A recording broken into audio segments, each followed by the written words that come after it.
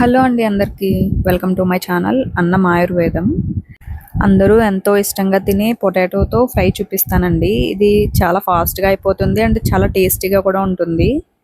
So late చేయకుండా video అనేది start చేసేద్దాము. ఒక 4 పొటాటోస్ అనేది తీసుకొని వాష్ చేసుకుని చిన్న సైజెస్ పీసెస్లా కట్ చేసుకోవాలండి. మనం వీలైనంత చిన్నగానే కట్ చేసుకోవాలి, ఎందుకంటే రైసెస్లో కలుపుకోవడానికి టేస్ట్ చాలా బాగుంటుందండి. సో అలా వాష్ చేసుకున్న తర్వాత పీసెస్ కట్ చేసి పక్కన పెట్టేసుకుందాము. నెక్స్ట్ ఒక ప్యాన్ పెట్టుకుని అందులో కొంచెం ఆయిల్ యాడ్ చేసుకుందాము. అది కొంచెం హీట్ అయిన తర్వాత పోపు అనేది యాడ్ చేసుకుందామండి. అవి కూడా బాగా ఫ్రై అయిన తర్వాత మనం కట్ చేసి పెట్టుకున్నాం కదా, ఆ పీసెస్ అనేవి యాడ్ చేసుకోవాలి. మనం తాలింపు అనేది ఎంత బాగా ఫ్రై అయితే ఫ్రైస్లోకి టేస్ట్ అంత బాగుంటుందండి. సో చూస్తున్నారు కదా, ఈ తాలింపు ఇలా ఫ్రై అయిపోయిన తర్వాత మనం కట్ చేసి పక్కన పెట్టుకున్న పీసెస్ కూడా యాడ్ చేసుకోవాలి. ఇది హై ఫ్లేమ్ కాదండి, లో ఫ్లేమ్లోనే మూత పెట్టి మగ్గనిస్తే సరిపోతుంది.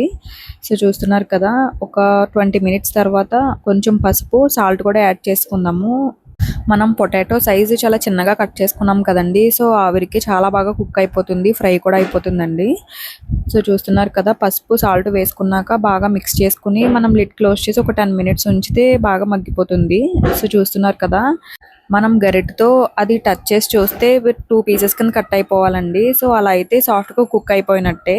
నెక్స్ట్ ఒక 10 మినిట్స్లో ఫ్రై అయిపోతుంది అన్నప్పుడు మనం కారం అనేది యాడ్ చేసుకోవాలండి. మనం ఫస్టే యాడ్ చేసుకోకూడదు, మాడిపోయినట్టు అయిపోతుంది. సో ఇప్పుడు ఒక 5 మినిట్స్లో దించేస్తాము అన్నప్పుడు మనం లైట్గా కారం అనేది యాడ్ చేసుకుని దించేసుకుంటే ఎంతో టేస్టీగా ఉండే పొటాటో ఫ్రై రెడీ.